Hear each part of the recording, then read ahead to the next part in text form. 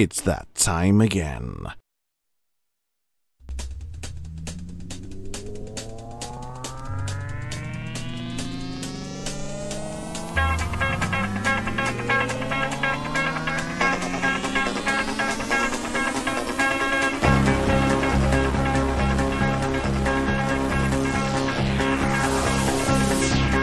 What do you say when there are no words?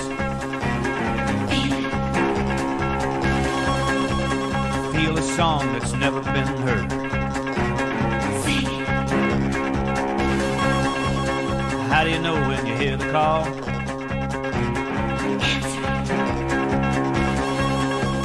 What do you do when you've done it all? Cannonball, cannonball, cannonball, cannonball. It's not what you do, it's how you do. Be anything you want to be. It's not what you got, it's how you use it. You be you and I'll be me, it's just a matter of style. You can't fake it, mile after mile, feeling free. If you got the soul, you can make it. Move 'em out, let 'em roll, from sea to shining sea. Ball, cannonball. What do you do when the mountain is there?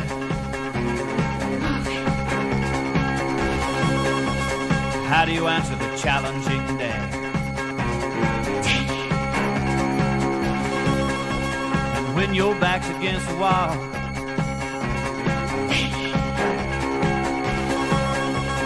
what do you do when you've done it all? Cannonball, cannonball, cannonball, cannonball. It's not what you do, it's how you do. Be anything you want to be. It's not what you got, it's how you use it. You be you and I'll be me, it's just a matter of style. You can't fake it, mile after mile, feeling free. If you got the soul, you can make it. Move 'em out, let 'em roll, from sea to shining sea. Ball, cannonball. Hey, now cannonball, cannonball, cannonball, cannonball.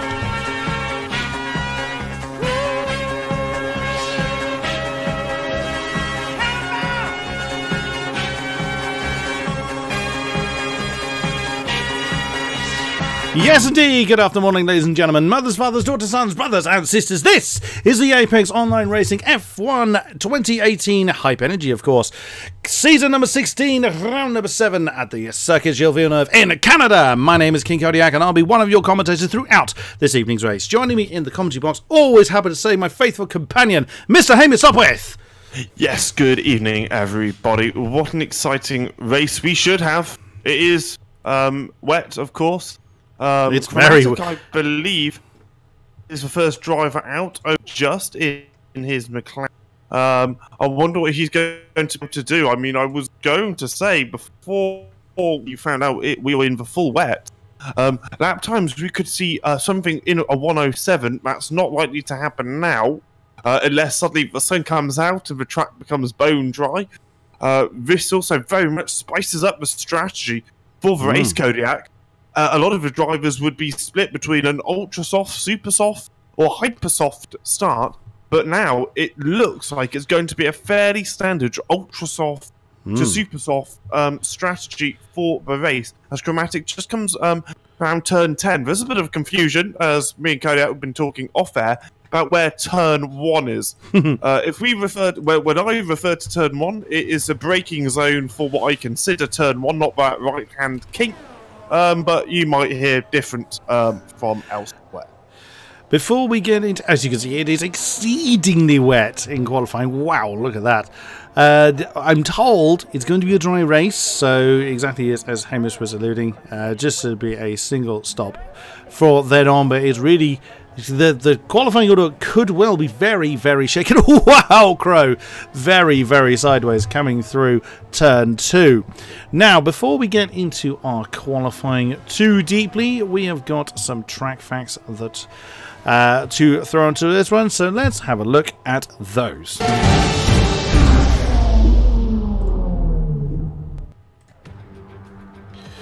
As mentioned, it is season 16, round number 7 of Gilles de Villeneuve, Canada. It's been on the calendar for quite a number of years. That's what it'll look like later. It certainly doesn't look like now. Returns to AOR Hype Energy F1 Canada after missing season 15. Indeed, the odd number seasons tend to be the shorter ones, and so some tracks just don't make the cut. This was indeed one of them. That is the 3 times we will be seeing in the race itself: Super, Ultra and Hyper Soft. So primarily we would think it's going to be the 2 pink and purple compounds.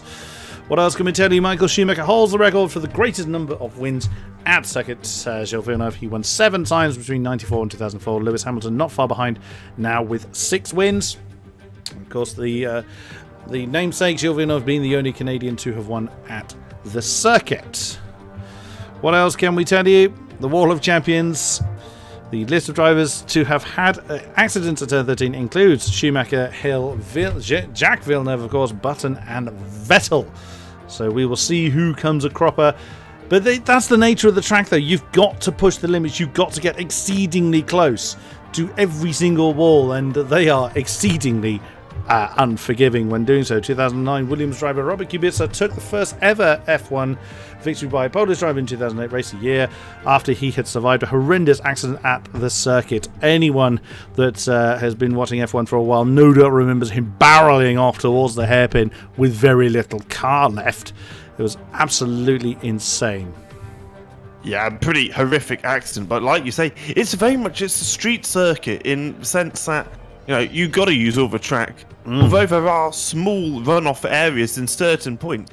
There's certain sections where Tornisa is, who is also our current pole sitter at 19.5, where, you know, like where he is at the moment, the Wall of Champions, there's no margin for error, although they very much flatten those curves. Wow, nice lap from Kramat, 18.9, a considerable amount of time, and well, Tornisa's just gone even quicker by a tenth. But you know, they have actually flattened the last the last chicane before the Wall of Champions, so you don't get this hideously violent. But it's not a track you want to be, you know, you don't want to be cutting it though, because otherwise you're going to get a penalty. Indeed. 16 drivers with us this eve. We were alerted before the race. We were actually expecting 15, so we got a bonus driver in with us. A few drivers couldn't make it, unfortunately. That's real life getting in the way. But that is not going to stop some amazing racing coming with us. Look at that. Even in these torrential conditions, the top 4 within 3/10. Tunisia leading the way. Chromatic second. Carrington third. And Wycombe's 4th. Now, we have been sort of given a bit of a tip that this track could be a bit of a penalty fest, as although in the dry it'll be a bit easier for people to stick to track. They've just got to push that hard with very little margin for error. Oh, as Chromatic takes out one of the braking boards. Wow, and then goes sliding sideways towards the Wall of Champions. Does he improve from his time? No, he does not. So he looks to be... We'll see how he does. Oh, Tunisia does. By 11 thousandths of a second he improves. Wow. And you've got to think... Any time is good time. I mean, we've seen how close some of our qualifying sessions have been. Maybe that's the difference between pole and second. Yeah, absolutely. But, I mean, in these conditions, I mean, you know, the 2 Renault drivers are really storming this season of Daniele Haddad and David Tunisia. Oh, what a lap time by Haddad. Speak of the devil! Coming across the line, 57 thousandths off Tornisa's lap time. Great lap by him. That was a 118.918 for any of you who can't see that. So good lap by the other Renault driver. Oh, that's a stunner. two drivers yet to get a time on the board, Slick and Mark. We'll see where they slot in, but wow, what an absolute... Put a lap time in, not particularly quick, and Mark is currently on a hot lap, I think. Yes, he is. We'll follow him through then as he's coming through. Oh, I need to get my map up, sorry. That would be through 8-9. He's just come through and then heading down towards the hairpin of turn 10. And you can see how much water there is around. They're not messing around with it. You know, they don't go to the full wets unless they absolutely have to. And no one has dared to run into us. Through 11 and 12 onto the long back straight. We'll see this will be the primary place for overtaking, and he's pulled over and that's Haddad through. Is Haddad improving? Sure. He's going fairly quickly. He's negotiated the last chicane quite well. It's a 15, 16 or 17, 18. Oh! He does improve by actually, well, not a considerable amount, but about 0.7 of 0.07 hundredths of a second. So, and Tornisa is braving the intermediate tyres. I believe. Trust someone to. As soon as I make that statement, Chromatic someone. As well. Oh, are we? Well, there's plenty of time left in the session, so if they feel that the wets are not giving them any particular grip advantage, then why not, I suppose? And F. Freischneider, that's VP Smash, otherwise known as. I hope I'm getting that pronunciation correct. Sounded pretty good to me, Kodiak. I must admit, I was looking at my freaking iPad. I have to announce that today. That's what I'm running with. So again, if it is wrong, I do wholeheartedly apologise. But F. Freischneider is VP Smash. He is again, yeah. We're seeing quite a few people having a crack at the intermediates. I suppose now is the time to do. Looking good, Kodiak. He's out on track at the moment in the first sector. Just come through 3 and 4, coming up towards 6 and 7 now, and it looks like he has a grip. I was thinking that the rain was just lightening up just a little bit. I mean, we'll find out very, very quickly if he is able to improve or not. But more and more drivers are going onto the intermediate tyres. Whether it will dry up enough for even a driver to try it on a dry compound tyres towards the end of the race, we will find out. But we can't see as many puddles, especially let's look at the hairpin. You can't see as many puddles. There's the odd puddle on the outside, but it's not like it's not like a lake. So Chromatic coming down that back straight up towards the chicane, 13 and 14. He gets the braking zone nicely. It's really important to start a lap. Obviously, if it was normal conditions, he'd had DRS. He doesn't on this occasion. He's put his ERS up to the max. That's setting number 5, qualifying mode, into turn 1. Pretty solid. Just a little bit too deep, maybe. You would have wanted to get a slightly earlier braking and turning, I think. Sliding, almost drifting up towards 3 and 4. Again, mediocre at best. Hitting the wall on the outside. It's not that quick a lap time. I think we'll be able to see him improve as on his next flying lap. Through 6 and 7, pretty decent exit. You don't want to get too far off to the left-hand side because it's very easy to put the car into the wall. Coming under the bridge, which is where you want to be braking, gets that quite good. You want to brake really early there so you can get the car turned in and rotated up towards the hairpin of turn 10. Again, in dry conditions, you can brake much later, and he's actually got that pretty well. Often you'll see the driver short shifting, and he's very much doing that. Coming up towards the chicane now, it's just a case of it's a very long back straight. It's about 1,190 meters, so it's long enough to get some overtaking done as well if you're in the right position. Up through the wall of champions, it's looking quick, and it's going to be considerably quicker than what we've seen before. It's a low 18, but Daniele Haddad and Tornisa are going to be hot on his tail very, very soon. That's a very good lap time by Chromatic. Haddad is on an out lap. Tornisa's actually coming, I believe, up to the end of his lap, and yes, he is. I wonder what he can do. He's coming across the line any second now. It is an improvement. It's not better than Chromatic's time. He was able to set a 1 minute, what was he? A 1 minute 18.3, so he did go about half a second quicker, but not quite quick enough.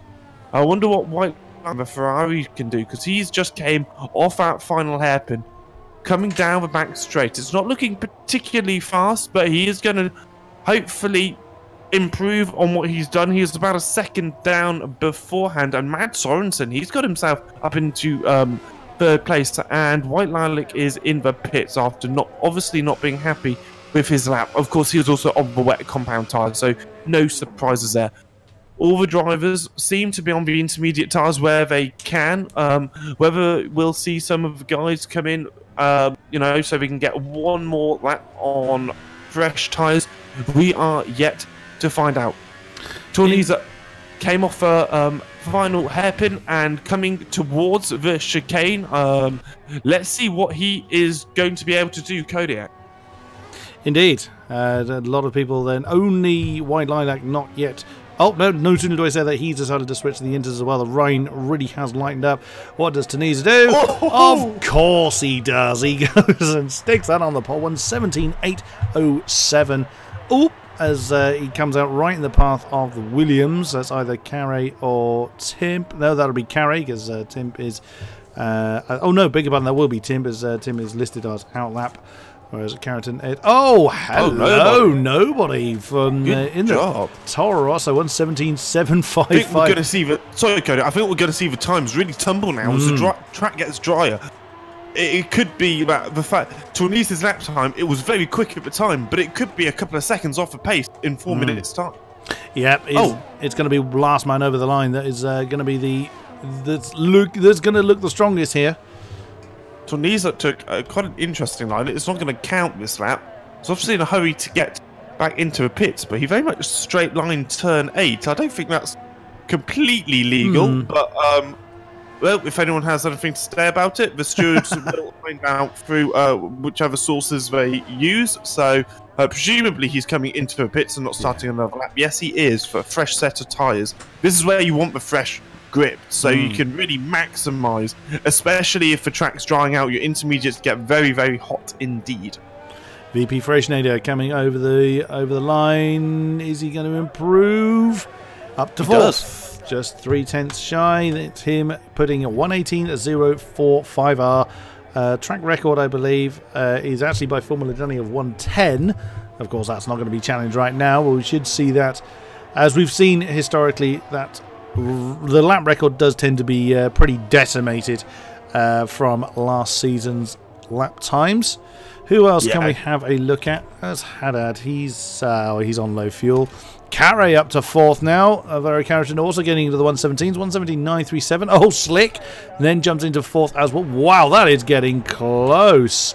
Look at that. In the top 5, isn't it? Wow, not even 2 tenths separating the top 5. That's not a big gap between each driver. So just over 3 tenths for top first to 7th. So but it's all going to be down to the race, of course. If the race is bone dry, as I've been informed, then it's going to be how those that would normally be up front quite comfortably, they may well have to battle their way through. Because the 2 Renault guys, Torniza and Haddad, are still towards the sharper end. Oh, it's could well shake up the grid. We've got less than 2. Oh, hello, Tino. Now Corinen. Wow, Williams, good 10. job. Wow, that's a fair chunk of time he's found. He's got himself a 10th clear of nobody. 1:17.653. And down it comes again. Jan Failer with the McLaren. 1:17.581. He just set all the sectors alight purple in pretty much every single sector, Kodiak. And very that is nice. a sign that the track is just improving, you know, lap after lap. And at the moment, Torniza is also going very quick in Sector 1 as well. Well, slick for Sauber, 1:73.88. Yeah, so this is... And there's another one. There's Crow. Oh, that's close. Between the McLaren and the Sauber. Look at that, 18,000s in it. And then Failer and Timp within the same 10th as well. So, yeah, this is really going to be last man over the line.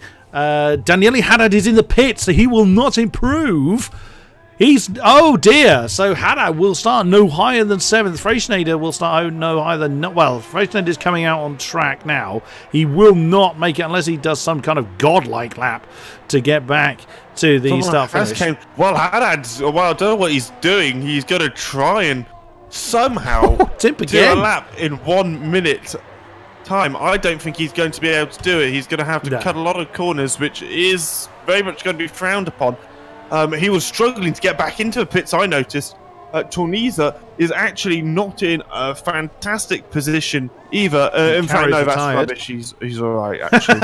Carrey's retired, so he'll start no higher than 9th with that 17.9. Timp again getting the pole spot with that 17.0. Oh, look at that gap.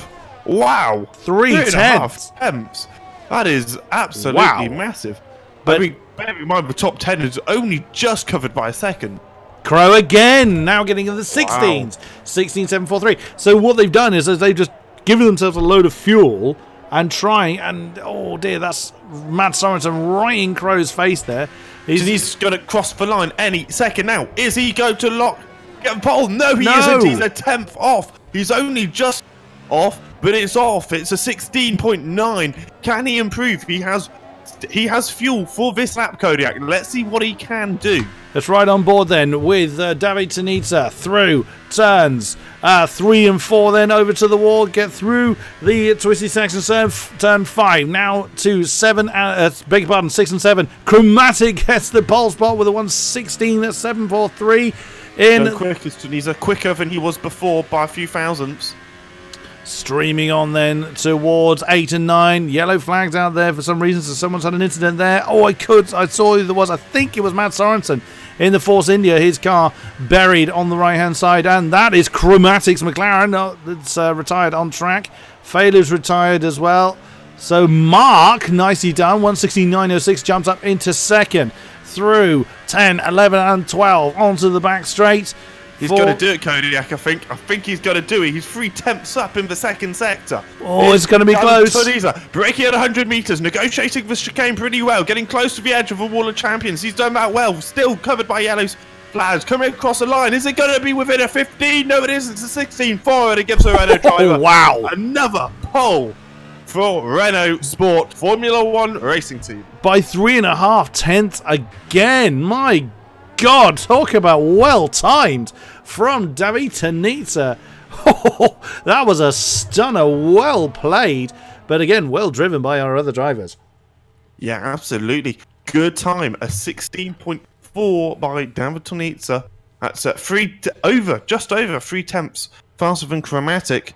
Then you have VP Mark in 3rd place for Haas. Tim, he'll be pleased with that. I think P4.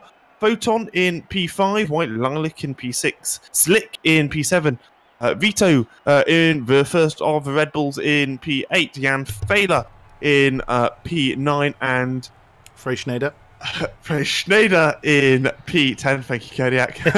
Garrick's in P11. Nobody who was at one point right up there, he's only in P12. Haddad, he's going to be very disappointed to be 1.5 seconds off his teammate.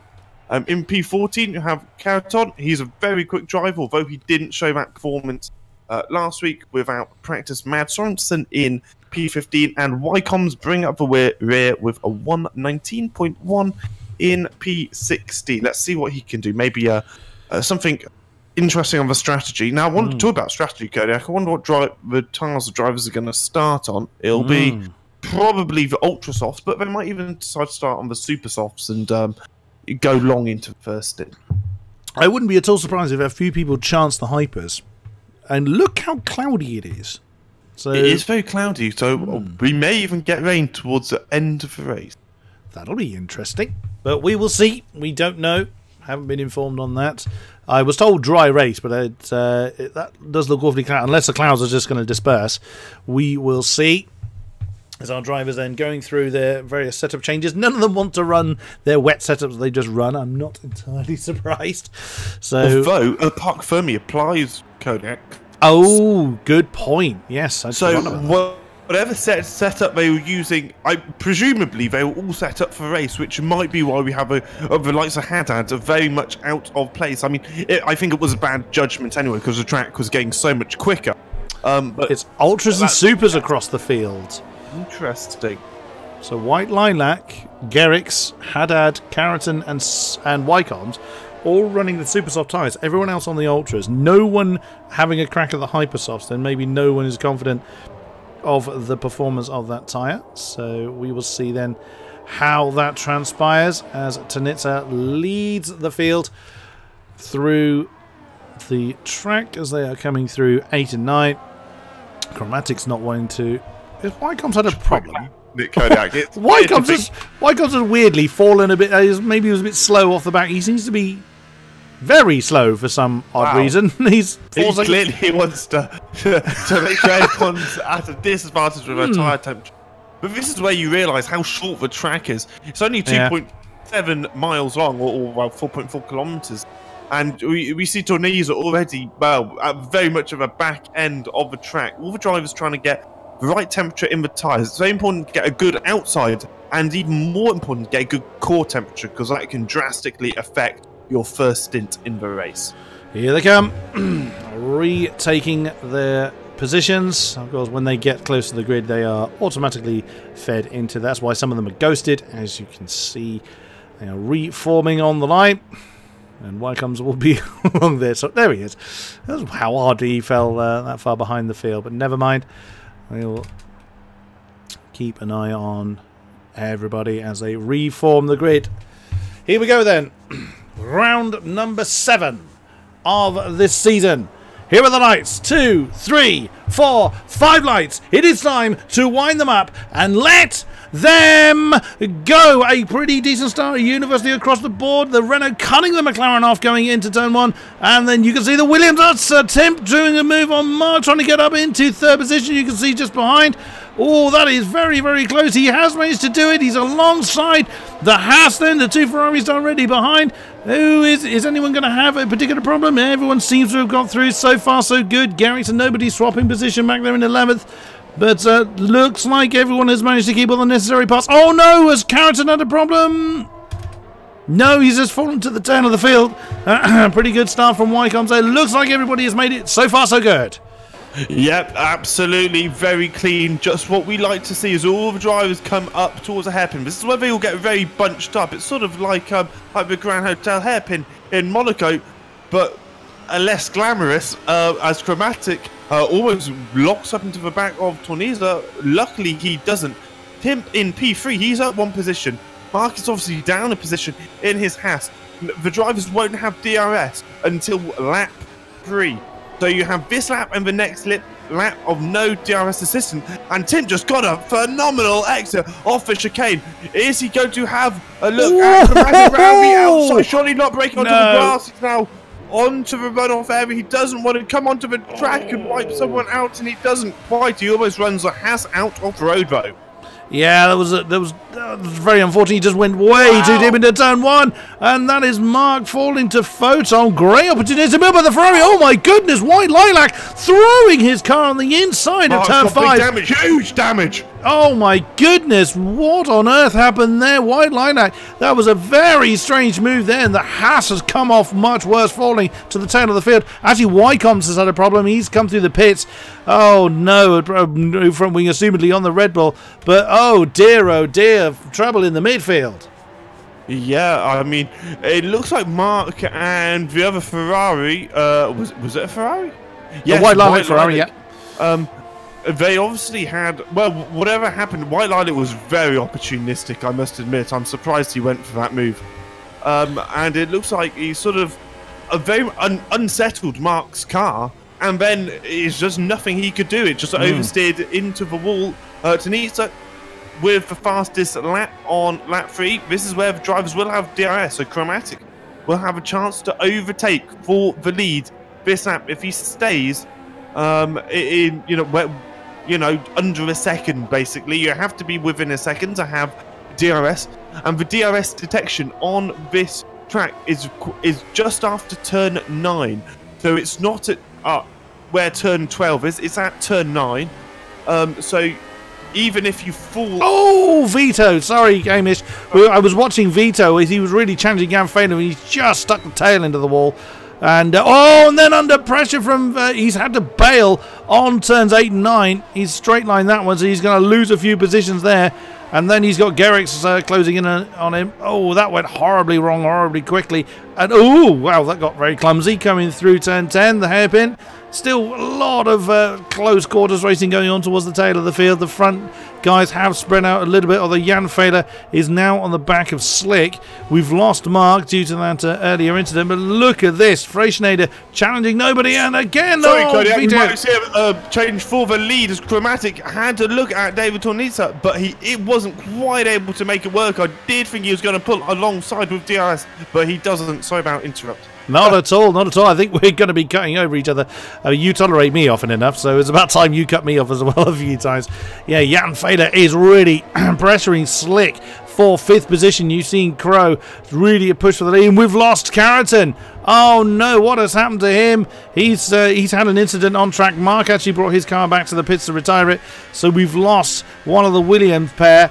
So trouble for that particular team then, and Crow didn't have a good run out of turns 8 and 9. Lost a little bit of time to Nita, and there's Timp lurking in the background on the pair of them to pick up any pieces, but great effort from the McLaren to really challenge the front-running Renault. There you see Photon, who's completely clear of everybody, so he could really bear down on the top guys. Slick has got Jan Fehler for company, as you can see. Now the DRS is going to come into play. Can the McLaren do anything about it before they get to the chicane? He's going to be too far back for that, and indeed he is. Comes past the wall of champions, and Freischneider gets a warning. We've seen a few incidents involving him, and there goes Jan Fehler going on the inside for turn 5 into turn 1. Can he do anything on the outside of 2?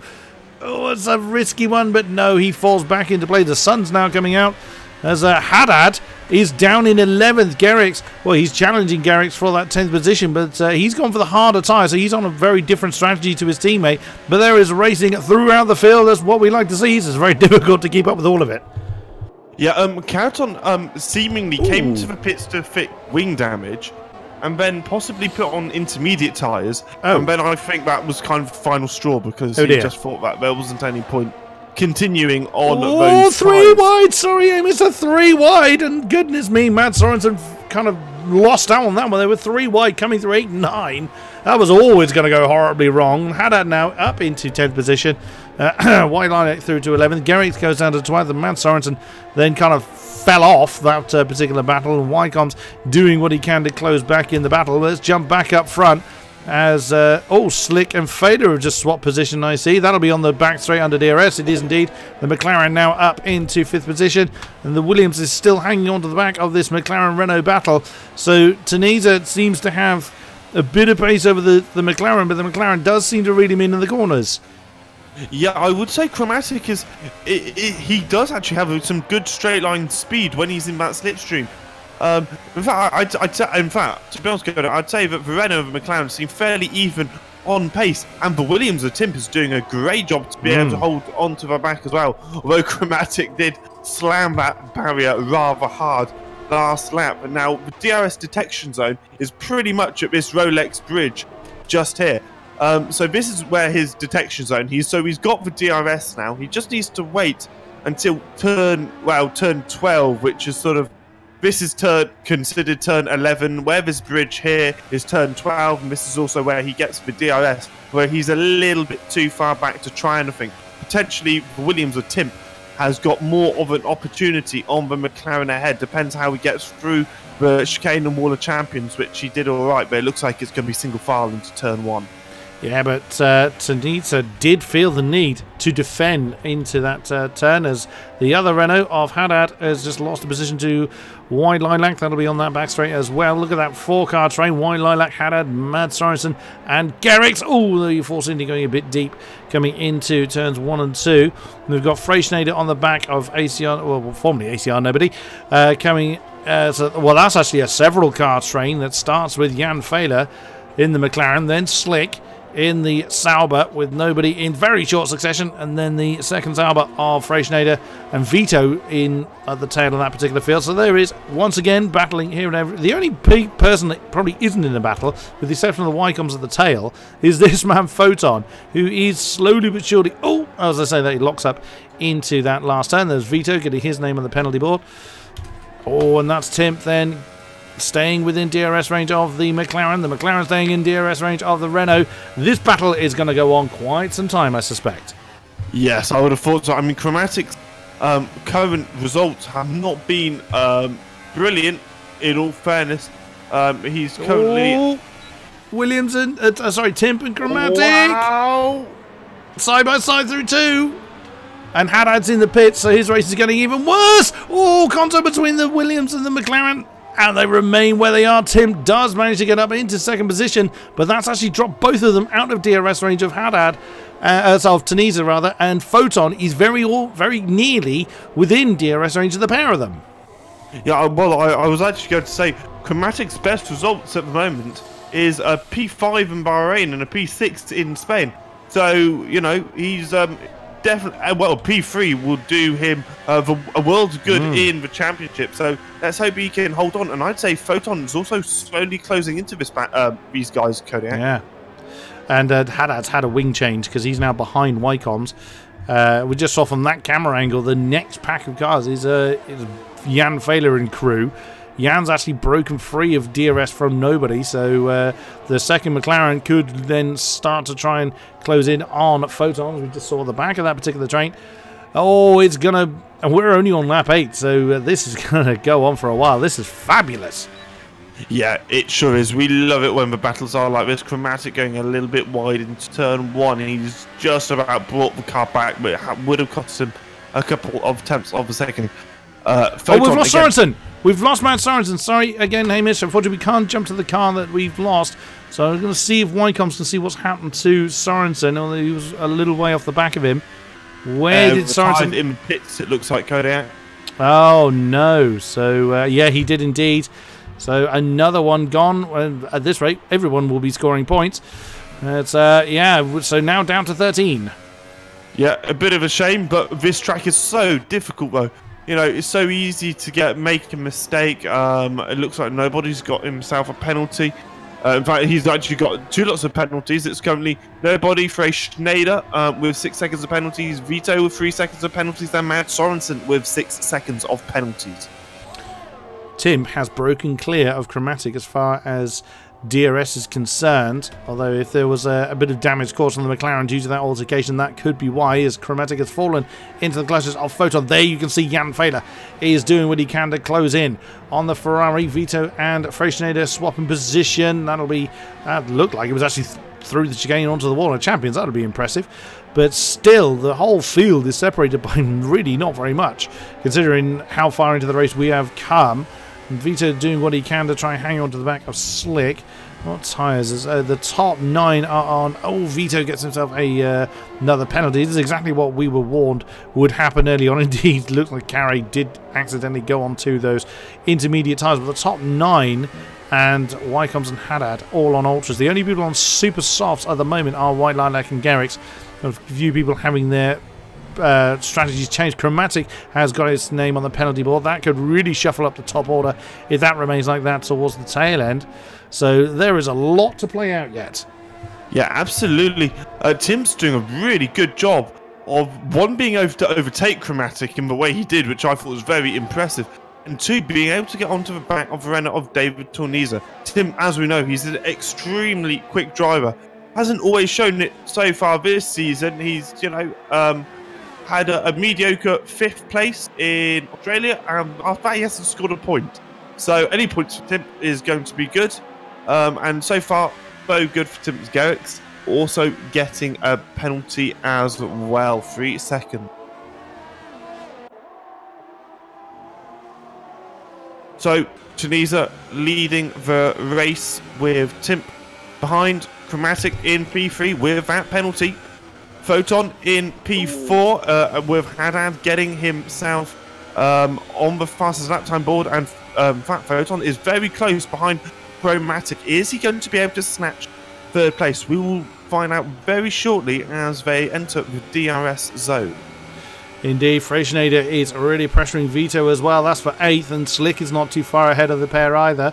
There you can see nobody who is out of DRS range. As you can see, Frey Schneider nearly pushing Vito through that hairpin. Big amount of wheel spin coming off. Sorry, Kodiak. Photon on the inside of Chromatic into the hairpin. And wow, Chromatic just dives into a pit. That almost takes Photon out of the race, but luckily it does not. That's the danger of this pit lane. And David Tunisa in as well. Yeah, David Tunisa, what's he got? It's super softs for the Renault. I would imagine anyone pitting now is going to do the same. Chromatic, what does he do? Supers for him. Freischneider is in as well. Yep, super softs for him. Interesting. It's super softs for the Sauber as well. So that is not a particular surprise. Let's go back to the battle for Vito and Slick, which is now for 6th. But I would imagine that's going to cause a bit of a stampede for all of the super soft runners ultra soft runners rather, to get rid of those starting tyres. There we see White Lilac just behind. He's actually a super soft runner, so he's probably been gaining ever so slightly, slowly but surely on this particular battle. Vito again on the penalty board. He's going to be careful. There will come a point where, well, the penalties will just usurp him from wherever he sits. But that's going to be 9 or 12 now for Vito. For Vito, it is 9. 9. Although I must admit, I did think he actually cut that chicane, so I'm surprised it gave him a penalty. It looked more like he just got a sort of a solid switchback on Slick, but Timp is it is in. what it is. Unfortunately, that Slick and Vito are both in. Photon, Failer, and nobody have chosen to continue. White Lilac then moves up into 4th. Of course, he on the Contra tyre, so that is going to be absolutely interesting to see how that plays out towards the tail end. Super soft for Timp, Slick, and assumingly going to be Vito as well. His tyres have yet to change. He's not come out there. He's come out on another set of ultras. That's an interesting one. Oh wow, the two Saubers really, really close, side by side, coming out of the pits. Freischneider just slotting behind Slick. Ooh, that could have gotten a little ugly between the two teammates, but they remain as they are, but they're still really pressing on now, coming into turns 6 and 7. Still side by side. That's absolutely brilliant stuff from Slick. Oh, what a move from Vito! Wow. To slide up on the inside of Freischneider. Coming on the exit of turn 7. What a stunning move. Freischneider's going to have a go back at him. Will that warrant him a penalty? No, it won't. He would have got a warning for that, right? Certainly, yeah. As Freischneider, and he's already got 6 seconds of penalty.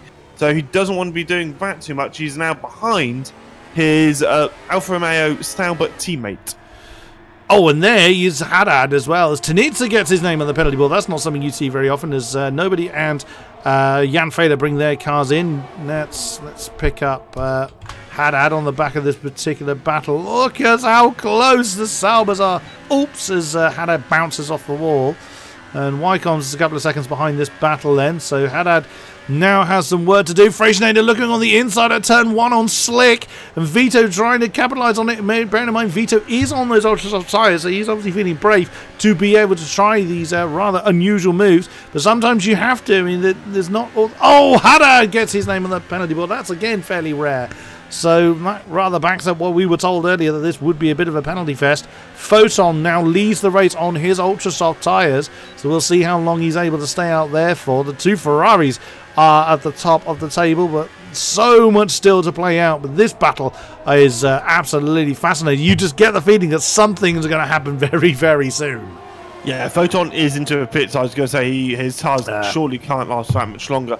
And to be honest, these super soft tyres realistically will only last to lap 15 to 17 while having some decent grip. You can really stretch them, and you could probably do like 25 odd laps, but ordinarily 15 to 17 is the cut-off for a good strategy. The Sauber's so close, so very close. Wow. Tim's still within within a second. Having a look on the outside of both Sauber. Surely he's going to take out Freischneider. Yes, he does. And it looks like the Saubers collide because of Vito as well. Oh my goodness. That was a pretty poor judgment by Vito. Freischneider has a small amount of wing damage, but not much. But he's not going to be concerned about that. He's going to be more miffed off that Vito. Oh dear. Sort of didn't help his race exactly by taking him out. Wycombs has now got Freischneider. Well, he's actually in between the two Saubers, but they are. Imagine I've got a fair amount of. Sauber sandwich. Yeah, Sauber sandwich. Yeah, absolutely. Up front though, Tunisa on the back of Gerrits. Of course, bearing in mind that Tunese's got much fresher tyres than the Mercedes. He's absolutely flown past. Goodness me. Left Garrix for dead. Garrix had no answer to that at all. Tim's fallen a little way off the back of that particular battle, so he's got some catching up to do. Maybe he's going to get a bit of DRS off of Garrix at some point, but hopefully the Mercedes isn't going to hold up the Williams too much.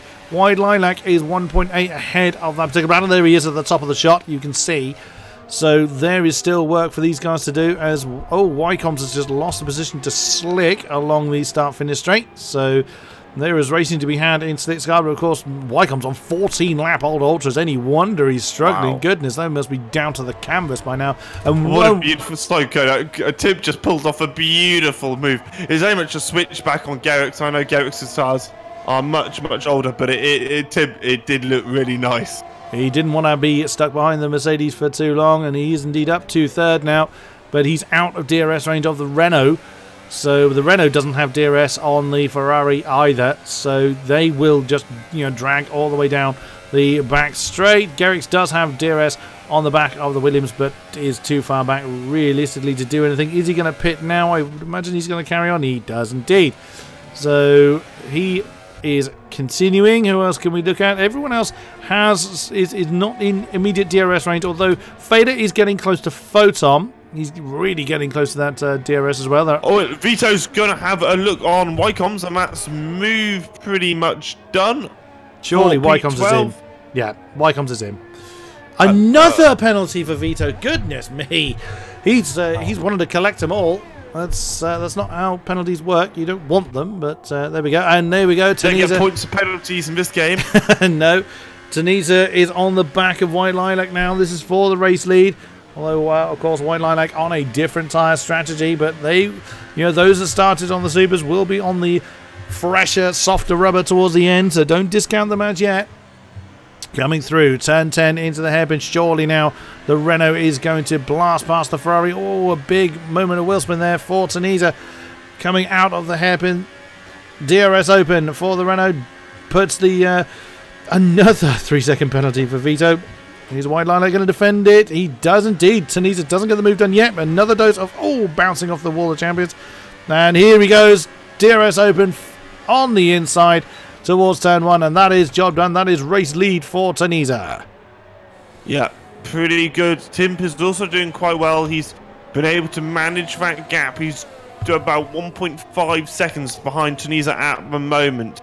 So let's see if he can close that. He also obviously needs to overtake White Lilac on those super soft compound tyres. He'll probably be coming in within the next 5 laps, I would have thought, with a Ferrari driver. Here they come. They're streaming on down towards turns 8 and 9. And of course, Tim is going to get a good old dose of DRS. Now, if he can clear White Lilac before he gets to the start-finish straight, he will still have DRS available to him.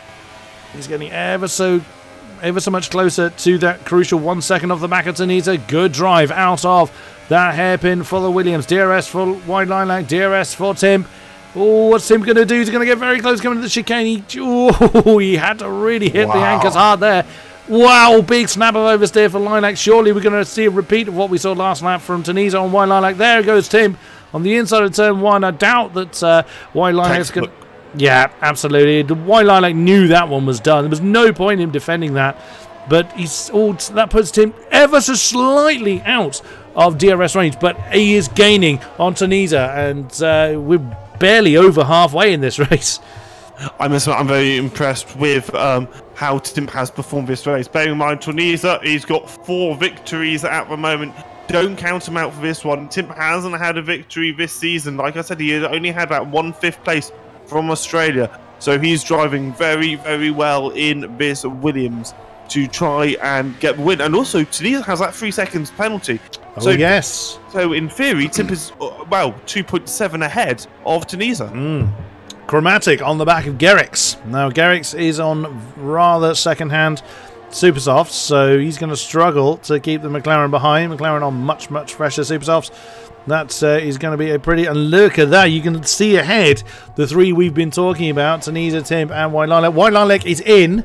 So those super softs didn't last much longer Well, it's about 5 laps longer than the Ultra Softs. That's probably supposed to be a little unfair initially, but yeah, he's pitted at probably a predictable point, but he's going to be on the Ultra Softs then. So keep an eye out for him when he comes out. Chromatic, oh, out, Freischneider. And he's out. Freischneider has retired. That's another one gone. 12 cars remain as Chromatic just skims the wall as he continues to chase Garrix. Of course, you know, in the dirty air, you lose the crucial downforce. He's going to get a lovely switchback maneuver on the Mercedes as he's going to stream on down towards turns 7 and towards 8 and 9, beg your pardon. And that is job done for the McLaren. Nice textbook move.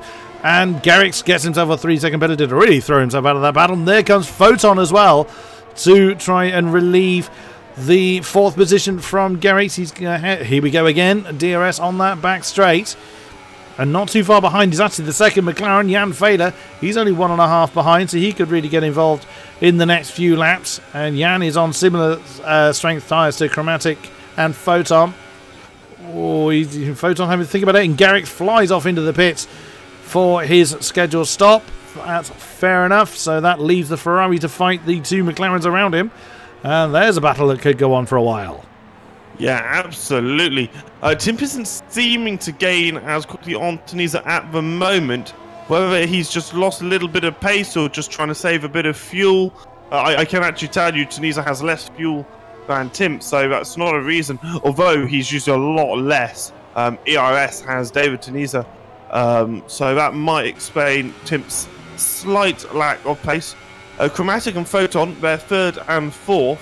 Photon hasn't got a penalty vote, whereas Chromatic has that 3-second penalty. It's going to come down to, you know, war of attrition of the penalties. Oh, and again, Photon just glances the wall. And now streaming on down towards the... Oh, Wycombs. No, that's not going to help your chance to try and get into the points, my friend. But that is the nature of the beast. I mean, he may well be the only one with only 3. And Vito, again, he really does risk being disqualified from this race. Garrix has come out of the pits and he's right with Slick. He's coming into the hairpin now. Slick actually looked like he just let the Mercedes go. At Photon, oh, he gets himself on the penalty board. Wow. So, yeah, that could... and nobody gets himself on the penalty board. He didn't want to be left out of proceedings either. Is Tim the only driver not to have a penalty now? No, it's White Lilac, Slick and Tim are the only drivers not to have a penalty. 3 people left. So, Vito... no, Vito's out. I think he's probably going to retire any. Well, I mean, his penalties would have put him out of the points anyway, so that I rather saw coming. So the only person, and this sounds so disingenuous, but unless we get another retirement, the only person that won't score points today is going to be Wycombs. That sounds really, really disingenuous, and I'm really not meaning it to sound like that, but I'm afraid that is a fact. Well, we'll see with the way the penalties have been going. Yeah. So I was going to finish a few laps behind, so... Yeah, absolutely. Fehler on the back of Photon. Chromatic, Photon and Fehler with very similar amounts of tyre life. They all pitted around about a similar kind of time within 3 laps. Photon has a considerable amount of front wing damage, that is to note, Kodiak. Oh dear, that's not going to help him. So that's why he's falling off the back of Chromatic. Chromatic in a really strong 3rd at the moment. Fair play to you. Will Fehler be able to do anything coming into turn 1 as they come over the line? Photon doing what he can to defend with the DRS. No, Fehler doesn't get close enough. Bit of a lockup going through turn 1. But that McLaren is looming very large in the Ferrari's mirrors. Tim just kind of holding station around about 1.4, between 1.2 and 1.4 seconds behind Tunisia, which is exactly where it needs to be. Again, Tim will know, and Vito's left the session, Tim will know that Tunisia's got the penalty. He won't know to what degree, but he will know there's a penalty there. Haddad is reminding people he's still in the race. He's down in 10th after... Oh, it looks like Fehler's going to have a look at Photon now.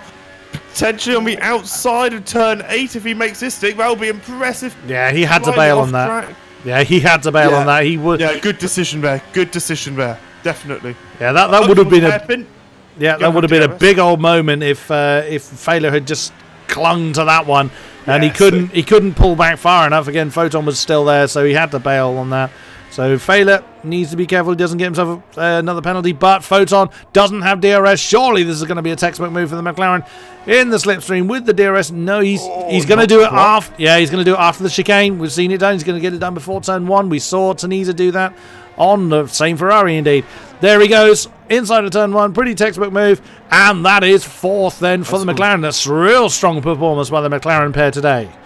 Absolutely, they're not doing a stunning job at the moment in the constructors. They're currently P8 with 46 points, but this will be great because, and also these two McLaren drivers are battling for position. The reason I say that is because they're currently 3rd and 4th with both with 3 seconds of penalty. That includes Timp! He couldn't hold it. He's got himself a penalty. So that puts him behind Tunisia now, doesn't it? Because Tunisia's only got one penalty. So, I mean, Timp is aware of Tunisia's penalty, not knowing to what extent. He is aware of the penalty.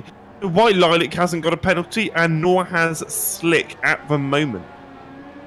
Indeed. Oh, and big moment of oversteer there for Failer as he continues to chase after his teammate. 1.3 separates them. No one has DRS off of anybody at the moment, but keep an eye on Tim. Does he choose to... is he now really going to try and turn the wick up to chase Tunisia? Is Tunisia going to just hold station?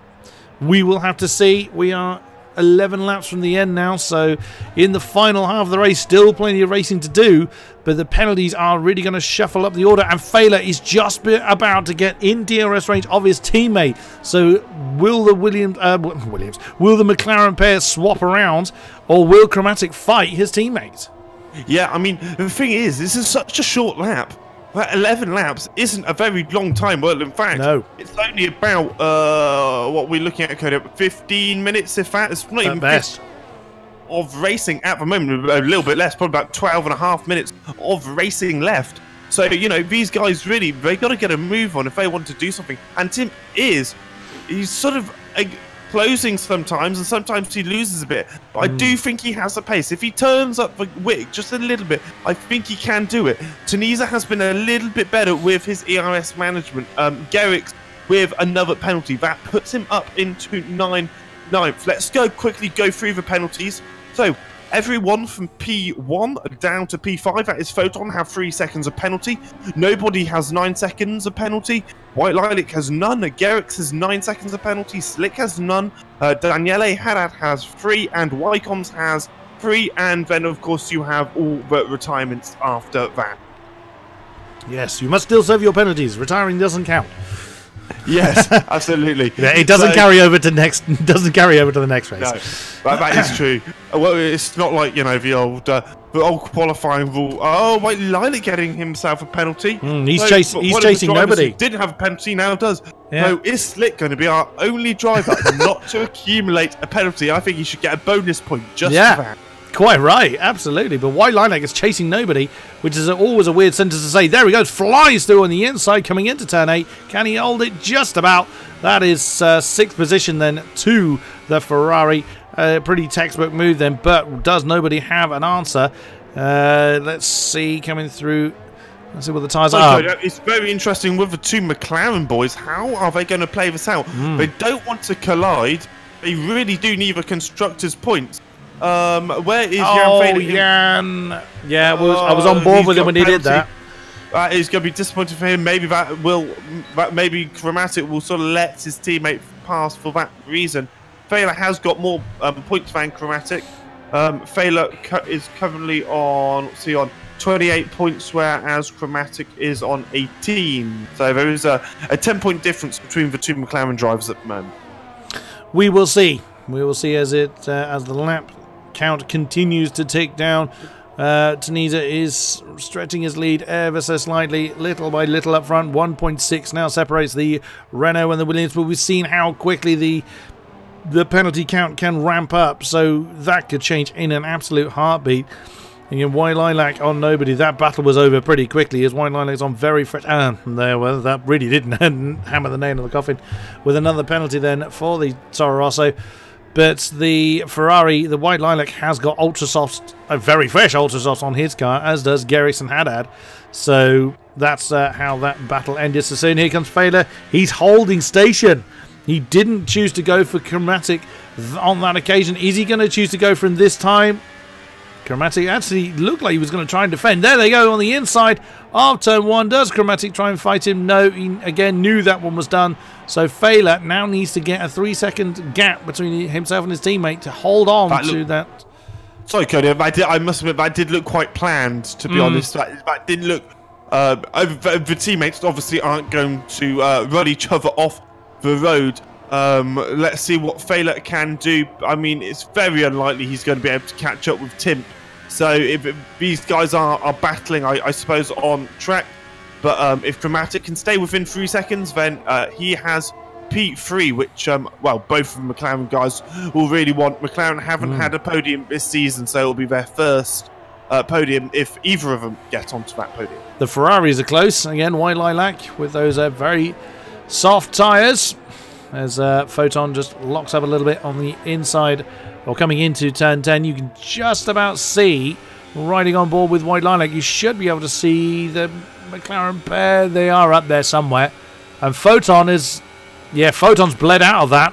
Photon has completely let that one go, and fair enough. Wow. Different tyre strategies. Photon on much older and harder tyres. That's not a surprise at all. I would have thought that would have been better done on the start-finish straight, but there we go. That's nature of the beast. You make these split-second decisions, as Jan is already 1.4 ahead of Chromatic. But if Chromatic is going to try and back off to allow Jan to build up that 3 seconds, he's going to put himself right in the clutches of White Lilac. If White Lilac's got... Well, that's the thing, though, is that also White Lilac can't have much life left in those tyres. They're 9 laps old now. We saw people getting rid of those around about lap 12, I think. So he may not have the tyre life to press on, pressure the McLaren anyway. At the moment, his tyres are actually looking quite solid, believe it or not. They won't be ideal, towards the end of the race. Let's put it that way. Timp is also very, very slowly closing in on Tornisa. By about half a tenth to a tenth a lap. So if he keeps up this pace, his tyres are 1 lap younger as well. So that might help a lot at the end of the race, Kodiak. What about damage between the two? Damage in terms of wing damage. Oh no wing damage. The only person who has wing damage is Photon at the moment in P6. Okie dokie. For those wondering, we do have access to an application essentially that gives Hamish those details. It's not something we can see from the overlay in front of us, so in case you wonder where we get information on percentages about tyre wear and wing damage, it's a PC app that we run in the background, but it's something that lags the stream to death, unfortunately, if I try and run it. So that's why my co-commentator runs that one and feeds me the information. Tim getting locked up into that final turn.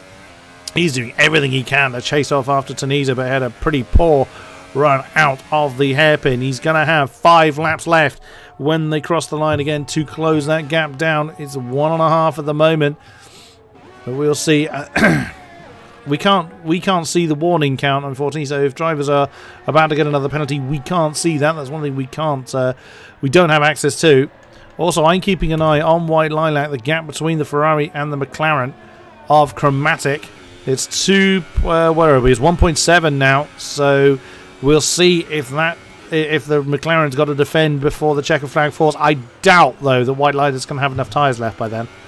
I think he might have the tyre life to catch up, but whether he'll have a tyre life to overtake and maintain a potential overtake, I don't think he will.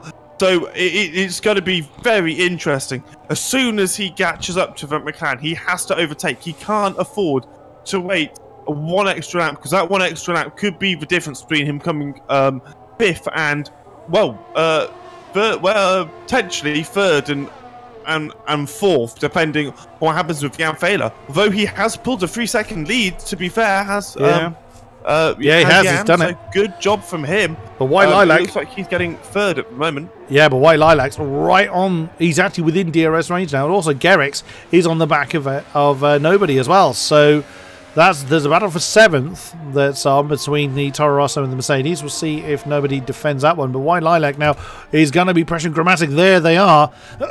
They are. What's the penalty count between these two? Chromatic and White Lilac. They're both on 3 seconds, Kodiak. So it is full position. Yeah, absolutely. So Failer, who has 6. Oh. And actually, how White Lilac's been driving, I wouldn't say it's completely out of the question that he won't be able to get on the podium. In terms of tyre wear at the moment, White Lilac is on 38%, and those around him or in front of him are on about 52+%. Oh, wow. So there is a potential. His tyres aren't completely dead at the moment. He has DRS, the second lot of DRS. Oh, wow. And move done. Good job. Yeah. Does he get a penalty from that minor cut? No, he doesn't. He'll be pleased about that. 4.8 of a second is what he needs to gain now to get P3. He won't know this necessarily, but indeed. you know, he's got to push until the end. Absolutely. And Timp, again, he has managed to close that gap ever so slightly. 3 laps to go here at Canada. Will Tenisa hold on for another win? Will the Williams be able to overthrow the mighty Renault? And Garrix and nobody side by side. Nobody got himself a penalty trying to defend, I think, from Garrix coming into the... Oh, look at that. That's Photon in that mixture as well. So Photon's tyres are pretty dead, along with nobody's. And Garrix has got those fresher ultra soft tyres, much as we've seen from White Lilac as well. Haddad is about 5 seconds behind this battle. He'd be right in there as well if he was closer. Because, again, he on those 12-lap old ultra softs.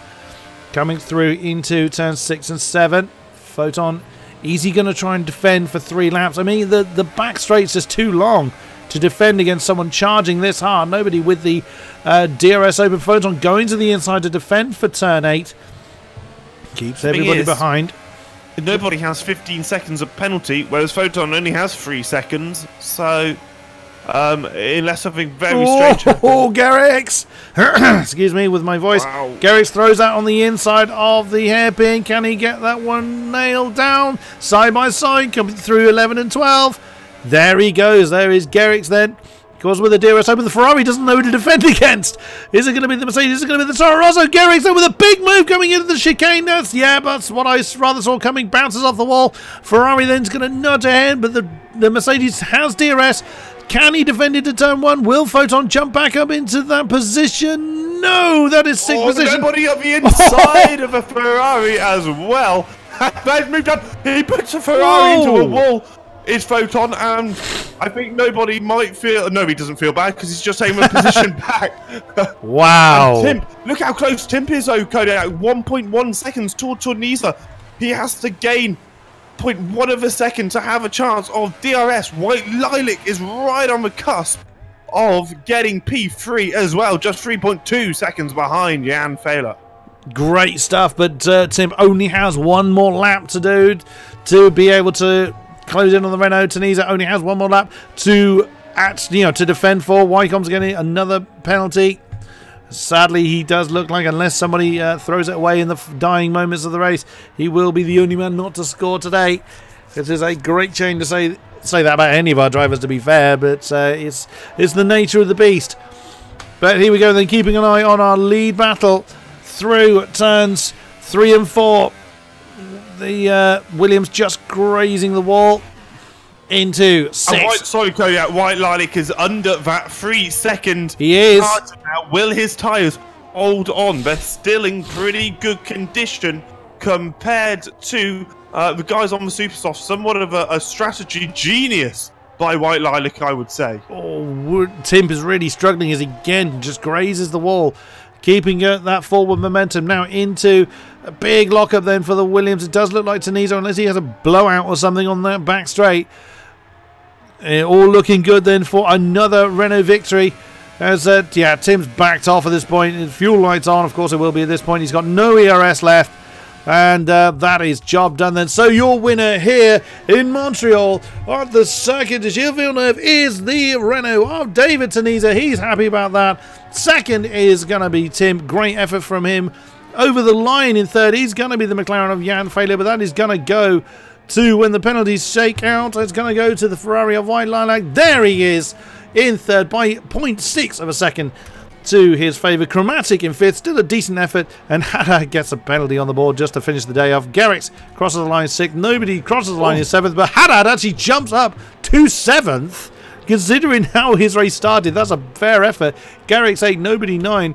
Slick is going to cross the line in 10th place. There he is, and he will take the last championship point. There he goes by 0.9 of a second, nearly usurped nobody.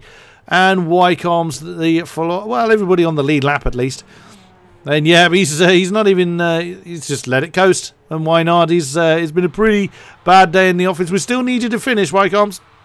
Otherwise, otherwise we'll just stare at you weaving around. But there it is. And he's not quite No, done. I'm not going to finish. No. Wouldn't it be gutting if you know, the guy ahead of him had like 30 seconds of penalty and he missed out by 0.1 of a second? By doing that, yeah, absolutely. Yeah. Wow. Well. Once again, a Renault on the top spot with Williams 2 and Ferrari 3. It's good to see the Reds towards the sharp end again. But wow, who can usurp the Italians in the French team? That's been quite a story. We're not even halfway through the season, I grant you, but it's really shaping up to be, a story for the Yellows. Yeah, absolutely. They've done well. Tunisia especially has just performed so well. It's strange because the likes of Formula Danny, we know he has a pace, and we know the likes of Timp has a pace. You know, former esports drivers at the top of their game, but they're not able to challenge Tunisia. That's 5 wins now for David Tunisia. The McLaren boys are going to be so happy with P4 and 5. That's a great haul of points for both of them. That's 22 points. That's almost half what they already have. So that's not bad at all. And in fact, with all those points, they might jump up to 6th in the Constructors' Championship. So good job from them. All to play for. Who wants to talk to us? Let us see. We'll find out. Fastest lap of that race went to Daniele Hanna, so 109.7. To put that into perspective, Kodiak, that's faster than Formula Danny's pole time last year. Well, yeah, and that was a 110. And that's what we're getting into in the race. So that's a very impressive lap time indeed. Most of the other drivers were a mid 1 minute for anyone. Timp and Failer have made themselves available. Let's drag them over and have a word. And here they are. Let's have a word with Jan Failer. What a run for you. Shame you didn't quite translate into a podium. But how are you feeling after that one? I'm super exhausted. I was sweating so much. It's a fun feature that I just noticed that Jeff, the race engineer in game, actually tells you how many penalties the guys in front and behind you have. So I knew that Mustafa only had 3 seconds time penalty, and I was like, okay, I need to, stay within outside of 3 second gap. And in the final lap he caught me, unfortunately. But I will look into it. Maybe I can get 1 penalty appealed. Maybe, I don't know. There's still hope, but P4 is still an amazing result. So we can fight. Great. So you're quite confident moving forward then? Yeah, definitely. I mean, I said after Baku that my pace is there, and I just have to deliver the results. And today was a good step forward into that direction. And yeah, maybe it's a podium, maybe not. I guess for now it's not. If it stays no podium today, then it will come this season. Awesome. Glad to hear the optimism there, Jan. Great effort. Well done. And a decent haul of points from the McLaren pair as well. Tino Naukarinen. Hello, Timp. How are you feeling after that one? It looked like you had a fair shot, but towards the end, either you kind of settled for second or that the pace wasn't quite there. How are you feeling after that one? I'm pretty pissed about losing the win, to be fair, but I think I know I should be happy, but I'm still not really happy about P2, but David was pretty good today, so nothing I can do against that. Like, we were so even on pace, so yeah. Yeah, well, I mean, I was keeping an eye on the gap, and it just barely changed. With the exception of pit stops, it's the only time that actually forced a change in the, in the actual gap between the pair of you, and it was just under 2 seconds all race long. To be fair, I knew about David penalty in I don't know which lap was it, because I was on Discord call with Trent. He just told me that David has penalty now, and literally straight after that, I got my second warning. I was like, oh no, there's no way this is happening. Oh no! And then I think I lost the race because of the the old super sub runners, because I was on DRS on David, and then when we called off the Gerks and White Lilac, I lost the DRS on that time. So yeah, I lost too much time behind them, and that's pretty much decided the race. But I really enjoyed it. That first race after coming from esports, so yeah, second place. Great effort, well done. We look forward to how your Season 1 unfold. But once again, David Tenito, welcome to you in the commentary box. Great win, but it didn't look like you. It looked like you had to work for that one. No, absolutely. Team today was insanely fast, so huge congratulations to him. And then I would like to say just that I'm really happy for my quali lap. I'm really happy of it. And then again, a really good race, a really good pace. We were going so fast, and then yeah, I'm literally so happy because at the start of the season, I didn't think of all these results, so I'm so happy. And again, huge congratulations to team. Great stuff, and yeah, looks like it's. Are you quite confident of maintaining this momentum for both you and Daniele going through the season? I mean, it's looking very, very strong for the Renault team so far. Yeah, I'm really happy also for the team because we are literally leading the races. We are Carry leading, on. so I'm also happy for the team. Awesome. What more can be said about that? I think now's as good a time as any to wrap this one up. Thank you very much to our spectators that have been with us throughout the stream. A great pleasure to have you with us. Thank you very much to Hamish Sopwith for tolerating me in the commentary box. It's great pleasure to have you with me, sir. As always, it's great to be able to commentate on these fantastic races with some of the best drivers we have to offer.